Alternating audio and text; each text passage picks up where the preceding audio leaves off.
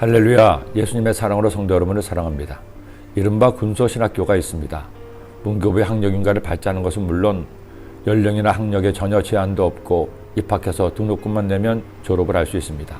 가장 심각한 문제는 목회 경력과는 상관없이 목사 안수를 준다는 겁니다.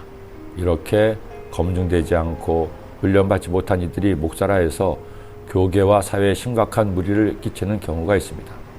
대부분의 교단에서는 목사 안수를 받기 위해서는 엄격한 교육과 심사를 거쳐야만 합니다.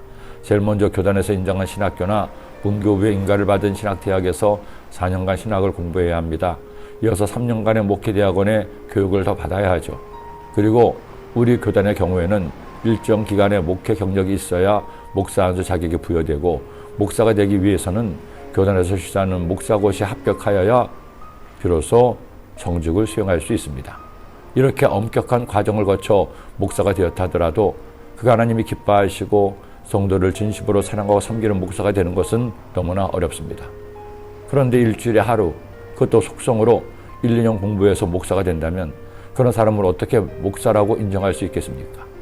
오늘날 한국 교계가 깊이 고민하고 각성해야 할 문제 중에 하나가 이런 무인가 신학교 무자격 목사 안수를 할 것입니다.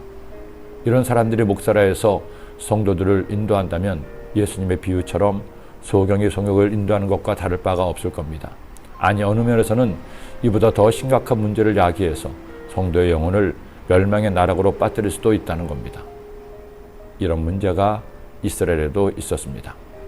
여로보암이 베델과 단에 산당을 만들고 그곳에 금송아지를 만들어 그들의 신으로 섬기게 했습니다. 이스라엘 민족을 애굽에서 인도해낸 신이 바로 금송아지라는 겁니다. 그리고 레위 민족의 제사장을 쫓아내고 여로보암 마음대로 제사장을 세웠습니다. 여로보암이 이 일 후에도 그의 악한 길에서 떠나 돌이키지 아니하고 다시 일반 백성을 산당의 제사장으로 삼되 누구든지 자원하면 그 사람을 산당의 제사장으로 삼았으므로 이 일이 여로보암 집에 죄가 되어 그 집이 땅 위에서 끊어져 멸망하게 되니라. 심지어 역대기에서는 제사장직의 문란을 이렇게까지 설명하고 있습니다.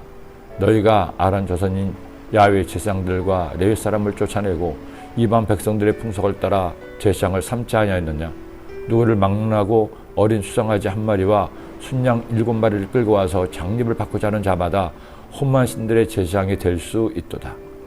수송아지 한 마리와 수양 7마리만 내면 누구나 제사장이 될 수 있는 사회. 하나님께서는 그런 이스라엘을 심판하지 않을 수 없었습니다. 여로보암의 북이스라엘 왕국은 그 시작에서부터 야훼 하나님을 떠난 겁니다. 교회는 우리 구주 예수 그리스도의 몸입니다. 그리스도의 몸을 이루는 모든 성도는 주께서 주신 은사에 따라 각각의 지체로 주님을 섬기게 됩니다. 목사는 그런 교회가 바르게 성장하고 하나님이 기뻐하신 교회가 될 수 있도록 권면하고 양육하며 위하여 기도하는 거룩한 성직입니다. 그러기에 교회에 대한 목사의 책임은 아무리 강조해도 지나치지 않습니다. 성도 여러분, 아무 교회나 함부로 가지 마세요. 소위 영이 깊고 맑다는 선교사나 목사, 권사, 장로, 집사에 현혹되지 마세요. 양의 탈을 쓴 일일 수 있습니다. 초창기 신천지에 미혹된 대부분의 사람들이 이런 게임에 넘어가 성경공부에 참석했다가 이만희의 올무에 빠지고 말았습니다. 매일 아침마다 배달되는 하말하열 묵상의 말씀만 잘 들어도 여러분의 믿음 생활에 큰 도움이 될 것입니다. 그리고 여러분도 그 말씀을 듣고 스스로 묵상한다면 금상첨화겠죠. 하나님의 말씀이야말로 온갖 이단사설에 빠지지 않는 가장 확실한 방법이기 때문입니다.